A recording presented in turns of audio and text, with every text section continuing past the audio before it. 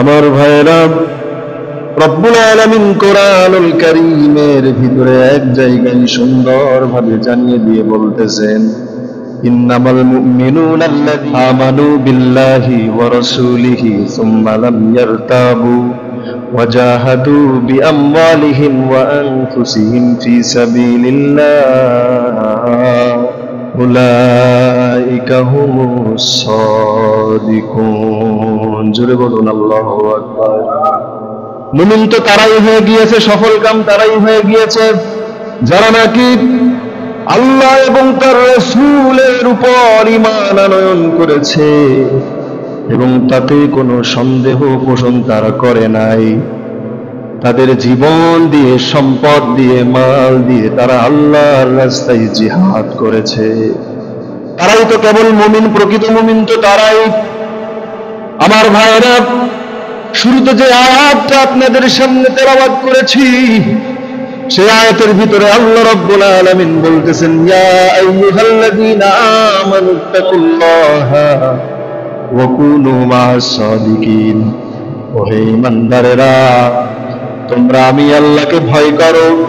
দুনিয়ার ভিতরে যারা সত্যবাদী, সঠিকভাবে চলাফেরা করে, হকের উপরে যারা চলাফেরা করে, আমি আল্লাহর দ্বীনের উপর যারা পরিপূর্ণভাবে চলাফেরা করে, তাদের সংস্পর্শে তোমরা থাকো, তাদের বন্ধু হিসাবে তোমরা থাকো।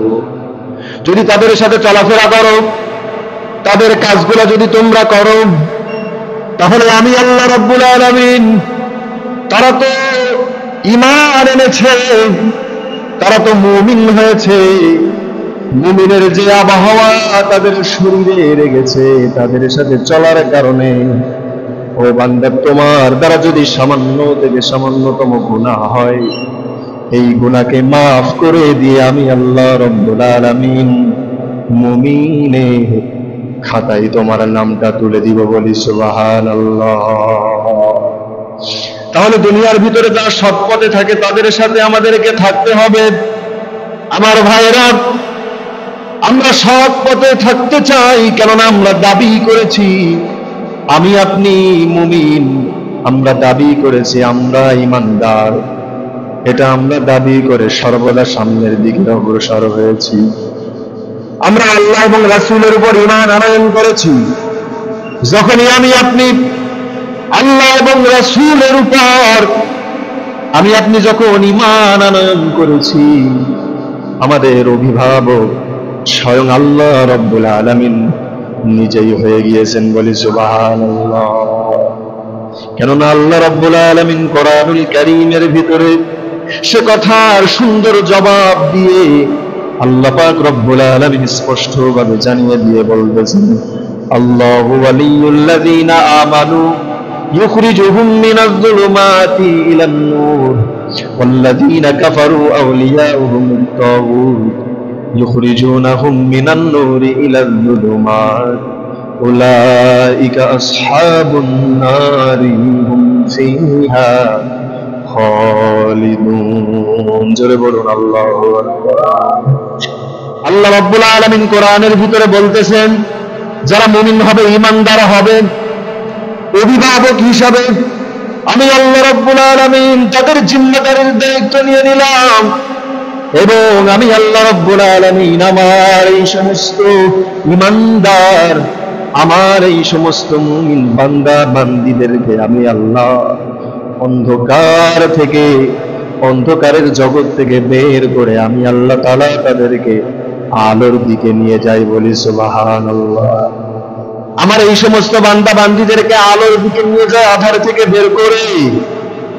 এরপরে আল্লাহ তাআলা ওই আয়াতের ভিতরে বলতেছেন, ওয়াল্লাযীনা কাফারু আউলিয়াউহুমুত তাগুত ইউখরিজুনাহুম মিনান নূরি ইলাজ যুলুমাত উলাইকা আসহাবুন নারি হুম ফিহা খালিদুন। আল্লাহ তাআলা বলতেছেন, যারা কাফের হবে, বেঈমান হবে, তাদের অভিভাবক হিসাবে আমি আল্লাহ তাআলা এই জিম্মাদারি নিতে পারবো না। যারা বেঈমান হবে, যারা সমাজের ভিতরে যারা অপকর্ম করে বেড়ায়, তাদের সাথে থাকবে, তাদের বন্ধু হয়ে থাকবে। চোর ডাকাত বাটপার লুচ্চ বদমাইশ যারা হবে তাদের সাথে যারা থাকবে, কাফেরদের সংস্পর্শে যারা থাকবে, তাদের বন্ধু হিসাবে যারা থাকবে, তাদের জিম্মাদারির দায়িত্ব আমি আল্লাহ তাআলা নিজেই নিব না। তাদের জিম্মাদারি হবে, তাদের অভিভাবক হবে তাগুত শয়তান। জোরে বলুন নাউজুবিল্লাহ। তাদের অভিভাবক হবে তাগুত শয়তান। এই তাগুত শয়তান কি করবে? আমি আল্লাহ তাআলা তো মুমিন এবং ঈমানদার যারা হয়েছিল তাদেরকে আধার থেকে বের করে আলোর দিকে নিয়ে গিয়েছি, কিন্তু এই সমস্ত বেঈমান নাফরমান কাফেরদের অভিভাবক যখন তাগুত শয়তান হয়ে যাবে, এই সমস্ত ব্যক্তিদেরকে যতই তারা ভালো দিকে আসার চেষ্টা করুক না কেন, তাদেরকে আলো থেকে বের করে অন্ধকারের দিকে, পথভ্রষ্টের দিকে তাদেরকে এই শয়তান নিয়ে যাবে, বলি নাউজুবিল্লাহ। আমার ভাইরা, এজন্য দুনিয়ার জমিনে আমরা সৎ লোক যারা হবে তাদের বন্ধু হিসাবে গ্রহণ করব। রাজি আছি না নাই বলেন? যারা সৎ হবে তাদের বন্ধু হিসাবে আমরা গ্রহণ করব। যারা ভালো মানুষ হবে, যাদেরকে আল্লাহ রাব্বুল আলামিন জান্নাত দেওয়ার ওয়াদা দিয়েছেন, জান্নাত দেওয়ার প্রতিশ্রুতি দিয়েছেন, তাদের বন্ধু হিসাবে আমরা থাকব। যদি আমরা তাদের বন্ধু হিসাবে থাকি, তাদের সাথে থাকি, আল্লাহ রাব্বুল আলামিন আসমান থেকে রহমতের বারিধারা আমাদের উপরে জারি করে দিবেন, বলি সুবহানাল্লাহ। আমার ভাইয়েরা, মুমিনদের কিছু বৈশিষ্ট্যের কথা আল্লাহ তাআলা আয়াতের ভিতরে বলতেছেন। ইন্নামাল মুমিনুনা আল্লাযীনা ইযা যুকিরাল্লাহু ওয়াজিলাত কুলুবুহুম ওয়া ইযা তুলিয়াত আলাইহিম আয়াতুহু যাদাতুহুম ঈমানা وعلى ربهم يتوكلون الذين يقيمون الصلاة ومما رزقناهم ينفقون أولئك هم المؤمنون حقا لهم درجات عند ربهم ومغفرة ورزق كريم জোরে বলুন আল্লাহু আকবার। রব্বুল আলামিন মুমিন বান্দা বান্দীদের কিছু বৈশিষ্ট্যের কথা বলেছেন। আল্লাহ তাআলা আয়াতের ভিতরে বলতেছেন, ওহে দুনিয়ার মানুষেরা, তোমরা আজকে যারা মুমিন হিসাবে দাবি করতেছো, তোমরা যারা আমার মুমিন বান্দা বান্দীদের সাথে সংস্পর্শে থেকে, তাদের সান্নিধ্যে থেকে তোমরা যারা চলতেছো, মুমিনদের সাথে তোমরা যারা বন্ধুত্ব করেছো, তোমাদের ভিতরে যেন অবশ্যই এই গুণগুলা থাকে। কি গুণগুলা থাকবে? আল্লাহ তাআলা বলতেছেন, তোমরা দুনিয়াতে তোমরা আমি আল্লাহর ইবাদতের জন্য এসেছো, জান্নাত পাওয়ার জন্য তোমরা দুনিয়াতে ইবাদত করতেছো, কিন্তু এই শয়তান সব সময় তোমাদেরকে ওয়াসওয়াসা দিবে।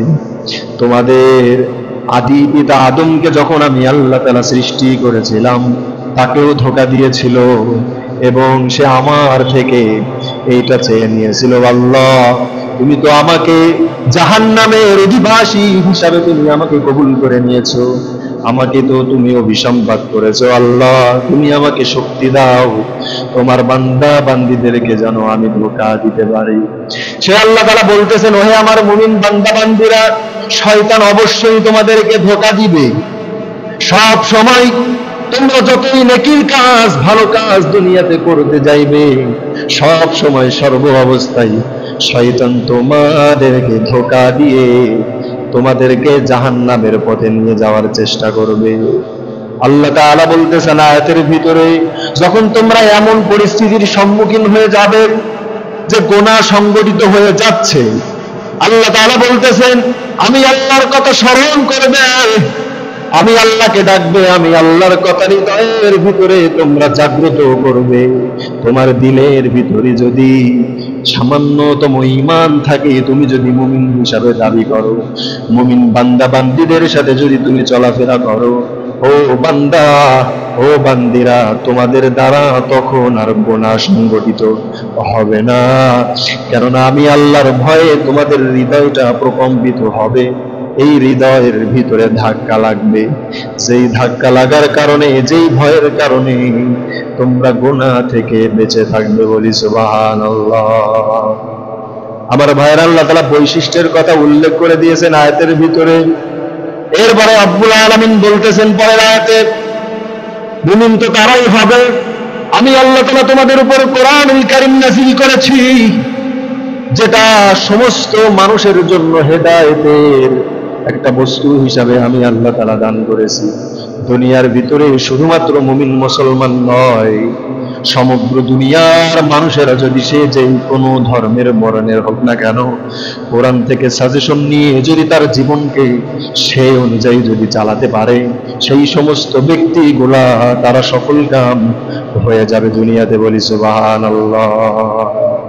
আমার ভাইরা, রব্বুল আলামিন বলতেছেন আয়াতের ভিতরে, আমি আল্লাহর সেই কোরআন যখন তোমাদের সামনে তেলাওয়াত করা হবে, এই কোরআন যখন তোমাদের সামনে তেলাওয়াত করা হবে, এই কোরআনের তেলাওয়াত শুনে তোমাদের ঈমানটা বৃদ্ধি পেয়ে যাবে এবং তোমাদের ভিতরে এমন একটা কাজ করবে, তোমরা যদি দুনিয়াতে সামান্যতম ঈমানদার হও, তোমার ঈমানের ভিতরে যদি একটু দুর্বলতা থাকে, আমি আল্লাহর কোরআন যখন তোমার সামনে তেলাওয়াত করা হবে, এই কোরআনুল কারীম তেলাওয়াত শুনে তোমাদের ঈমানটা আরো পরিপূর্ণ বৃদ্ধি হয়ে যাবে, আমি আল্লাহর দিকে তোমরা রুজু হবে, ফিরে আসবে।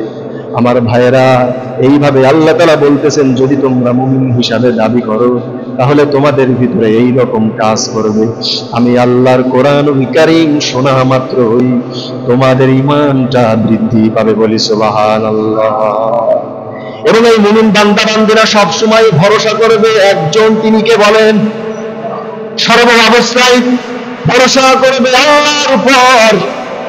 এরপরে আল্লাহ রাব্বুল আলামিন বলতেছেন, আমি আল্লাহ তাআলা তাদেরকে যে সম্পদ দিয়েছি সেই সম্পদের মধ্য থেকে তারা আমি আল্লাহর রাস্তায় খরচ করবে, অর্থাৎ যাকাত আদায় করবে।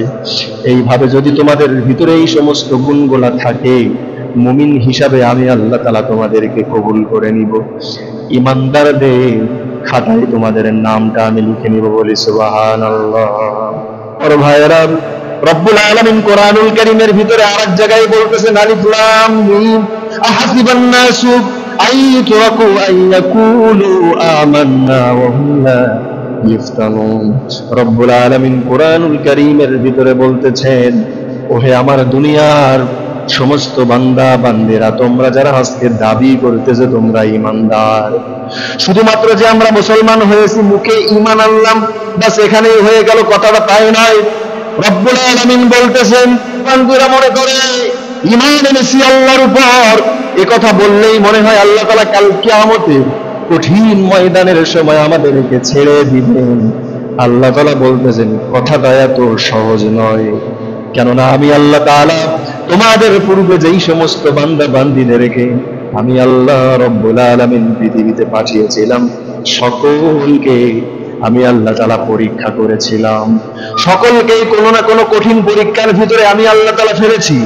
এমনকি সাধারণ কোনো মানুষ নয়, বড় বড় পয়গম্বরদেরকে জনাবে মুহাম্মদুর রাসূলুল্লাহ সাল্লাল্লাহু আলাইহি ওয়াসাল্লাম সহ আরো যত পয়গম্বর রাসূল দুনিয়াতে আগমন করেছেন, এসেছেন, তাদেরকে কঠিন পরীক্ষার ভিতরে আমার আল্লাহ তাআলা তাদেরকে ফেলেছেন, তাদেরকে পরীক্ষা করে যাচাই করেছেন। আল্লাহ তাআলা বলতেছেন, তোমরা যেন মনে করিও না শুধু ঈমান আনলেই আল্লাহ মাফ করে দিবে, আমি আল্লাহ অবশ্যই পরীক্ষা করব। আমি আল্লাহ রাব্বুল আলামিন জাকারিয়া আলাইহিস সালামকে তাকেও পরীক্ষা করেছি, এরপরে আইয়ুব আলাইহিস সালামকে আমি আল্লাহ তাআলা পরীক্ষা করেছি, ইউসুফ আলাইহিস সালামকে আমি আল্লাহ তাআলা পরীক্ষা করেছি, এরপরে মুসা আলাইহিস সালাম, ইব্রাহিম আলাইহিস সালাম, এরপরে আখিরি জামানার পয়গম্বর জনাবে মুহাম্মদুর রাসূলুল্লাহ সাল্লাল্লাহু আলাইহি ওয়াসাল্লামকে আমি আল্লাহ তাআলা পরীক্ষা করেছি।